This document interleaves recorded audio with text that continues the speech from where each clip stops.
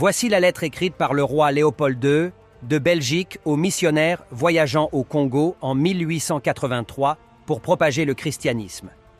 Révérend père et chers compatriotes, la tâche qui vous est demandée d'accomplir est très délicate et demande beaucoup de tact et de diplomatie.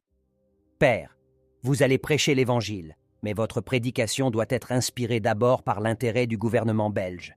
Le but principal de votre mission au Congo n'est pas d'enseigner aux nègres la connaissance de Dieu, car ils le connaissent déjà. Ils parlent et s'engagent envers leur Dieu. Ils savent que tuer, voler, adultère et blasphème ne sont pas bons. Votre rôle sera essentiellement de faciliter facilement la tâche du personnel administratif et industriel, c'est-à-dire que vous interpréterez l'Évangile de manière à protéger et servir les intérêts de la Belgique dans cette partie du monde. Pour ce faire, vous verrez que nos sauvages ne s'intéressent pas aux richesses que possède leur sol pour qu'ils n'en veuillent pas.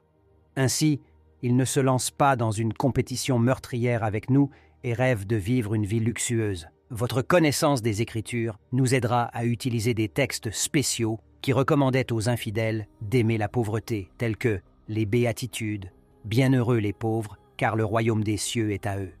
Et il est impossible aux riches d'entrer dans le royaume des cieux. Vous ferez tout ce que vous pourrez pour faire craindre aux Noirs d'être riches afin qu'ils puissent aller au ciel. De temps en temps, empêchez-les de se rebeller et gardez-les dans la crainte que vous utilisiez la violence.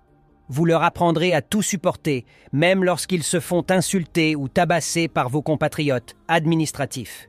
Tu leur apprendras que quiconque use de vengeance n'est pas un enfant de Dieu. Vous les ferez suivre l'exemple des saints qui ont tendu l'autre joue. Vous les éloignerez de tout ou de tout acte qui leur donne le courage de nous affronter. Je fais ici allusion à leur magie, c'est-à-dire juju, voodoo. Ils ne doivent pas avoir envie d'abandonner leur juju, et vous ferez de votre mieux pour les emporter en même temps. Votre action se portera essentiellement sur les plus jeunes pour qu'ils ne se rebellent pas. Si les commandements du Père sont en conflit avec ce que les parents enseignent, l'enfant doit apprendre à obéir à ce que le missionnaire lui enseigne, car il est le père de son âme. Nous devons les forcer à se soumettre et à obéir. Chers compatriotes, voici quelques principes que vous devez appliquer. Vous en trouverez bien d'autres dans le livre qui vous sera remis à la fin de cette séance. Enseignez l'Évangile aux nègres à la manière africaine, afin qu'ils restent soumis aux colons blancs. Ils ne se rebelleraient pas contre l'injustice que leur faisait le colon. Faites-leur toujours méditer sur « Bienheureux ceux qui pleurent », car le royaume des cieux est à eux. Convertissez les Africains toujours au moyen du fouet. Soumettez leurs femmes pendant 9 mois, afin qu'elles puissent travailler pour vous gracieusement. Exigez d'eux une offre de reconnaissance à votre égard, des chèvres, des poules, des œufs, à chaque fois que vous visitez leur village. Évitez par tous les moyens que les Noirs s'enrichissent. Faites-leur chanter chaque jour qu'il est impossible pour un homme riche d'entrer au paradis.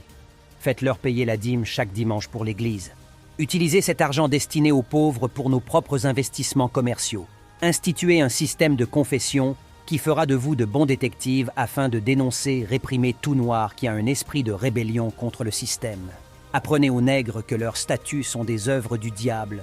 Confisquez-les et remplissez-en nos musées. Apprenez aux nègres à oublier leurs héros pour adorer et louer les nôtres. Ne donnez pas de place à un nègre lorsqu'il vient vous voir, donnez-lui tout au plus une cigarette. Ne l'invitez pas à rompre le pain avec vous, même s'il vous offre un poulet à chaque fois que vous allez le voir. Considérez tous les Noirs comme de petits enfants et exigez d'eux qu'ils vous appellent « père ». Mes chers compatriotes, si l'on applique tout cela à la lettre, les intérêts de la Belgique au Congo seront protégés pendant de nombreux siècles. Je te remercie. Roi Léopold II de Belgique. C'est ainsi que Léopold II et ses missionnaires menteurs ont manipulé des Africains innocents et ont foutu le Congo juste pour qu'ils puissent devenir riches.